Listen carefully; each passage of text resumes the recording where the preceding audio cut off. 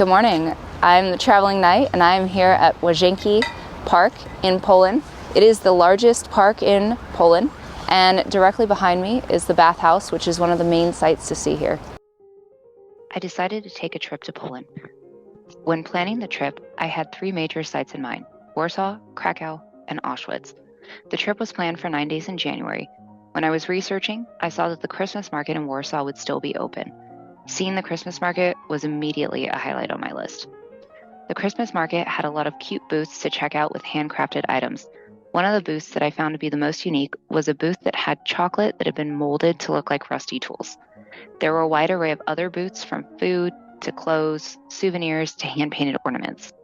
While in the market, I tried ossipek, which is a piece of cheese that is grilled and served with a cranberry dipping sauce. I enjoyed it so much that I had to come back the next night and try one from another booth. Strolling through the market with mulled wine in hand felt like being in a Hallmark Christmas movie. The Airbnb we stayed in was located a few blocks from the Christmas market, overlooking the Warsaw Mermaid, which was surrounded by an ice rink and some small food booths. The next stop in Warsaw was Łazienki Park. This was an amazing spot to walk around and enjoy the scenery.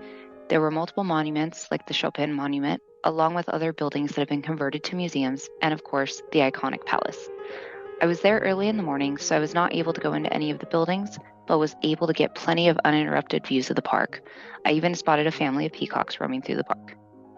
Other places I visited in Warsaw were the Vodka Museum in Prague and the Poland Museum. I'm outside the Polish Vodka Museum right now in Praga district of Warsaw. We just finished a tour inside. They teach you all about the history of Polish vodka with a lot of interactive exhibits and a live tour guide. It is definitely a child-friendly, interactive exhibit if you are looking for something to do with your family while you're here in Warsaw. We did see a lot of kids in there, and there is a slightly cheaper price for the museum for children as well. A couple additional things to keep in mind: if you do have a rental car, after you do the tasting at the end, the legal limit in Poland is 0.02. Just to be mindful of that if you are actually driving and not taking the public transport. The Poland Museum is built on the site of the Warsaw Ghetto and explains the history of Polish Jews. The museum was very interactive with lots of models and displays. To really go through the full museum thoroughly, you'll need at least 2 hours. The tickets are 45 zloty for the self-guided tour as of January 2024. Thursdays are also free entry days to the core museum exhibits.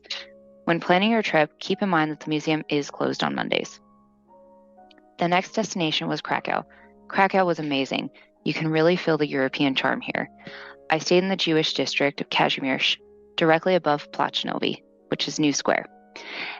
It was very walkable to Stare Miasto, which is the old town, multiple bars, restaurants, coffee shops, and fast food venues. I visited Wawel Castle, though it was raining that day, so I opted for a tour that stayed inside the castle. The castle had an amazing view of the Vistula River, lots of artwork, including a few pieces from Titian and Bellini, furniture pieces, armor, and fully intact Turkish tents that were donated to the museum. I did get a tour of Rynek Wolny, or Main Square, from friends of a friend while in Krakow. The horse-drawn carriages and remnants of Christmas with the snow made this feel like a winter wonderland. I chose to visit St. Mary's Basilica in the main square.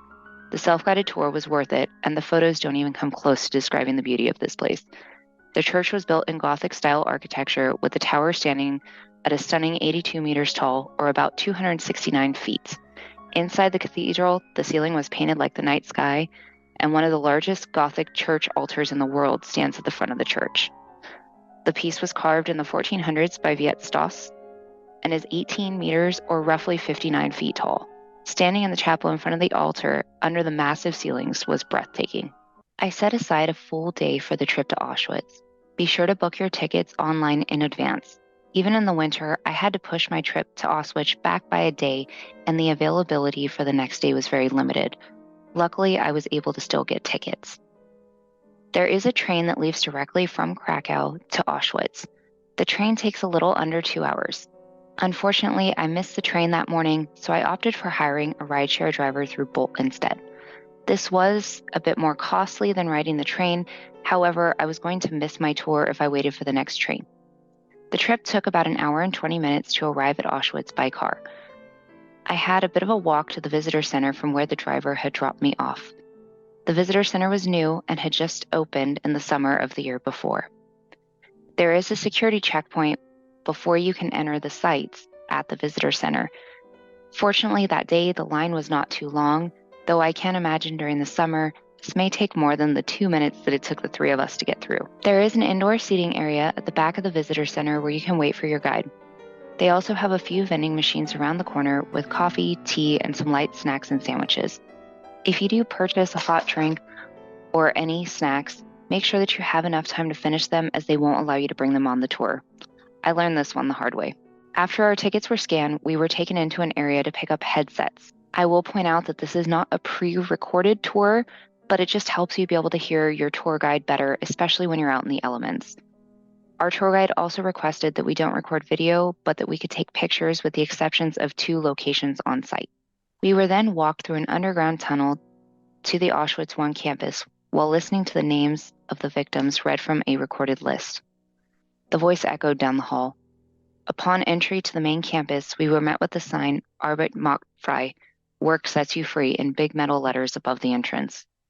It was very cold outside that day, so our tour guide did her best to keep us indoors when we were listening to her presentation. Inside the buildings on the original campus, there are multiple exhibits containing personal belongings, photos, and a look inside what the living conditions were like at the camp. Towards the end of the tour at Auschwitz I, we were shown the original gas chamber and the location where Rudolf Höss was hung following the war. There are 2 campuses to Auschwitz, Auschwitz I and Birkenau. The campuses are a few-minute drive apart, or approximately a 2-mile walk if you're up for the walk. A free shuttle is provided from the visitor center to the opposite campus. According to the Auschwitz website, the buses run every 10 minutes from April to October and every 30 minutes from November to March. Our tour guide gave us a quick 20-minute break before we were bused to the second campus. The Birkenau campus was extensive. Multiple wood living structures behind a tall fence spanned as far as my eyes could see. One train car stood eerily on the track. Ruins of the large gas chambers can be seen further back on the campus when walking down the rail line. Walking through the areas at Birkenau in the snow in January made one quickly realize how harsh the conditions would have been at Birkenau. When our tour was complete, we were bused back to the visitor center. The total tour time was about 3.5 hours. I found the tour to be very informative and educational. We were able to catch a cab back to the main area of Auschwitz near the train station. I did try to get a Bolt back from Auschwitz to the main train station area, but the service was not available in the area yet. We were, however, able to get tickets for the train back to Krakow.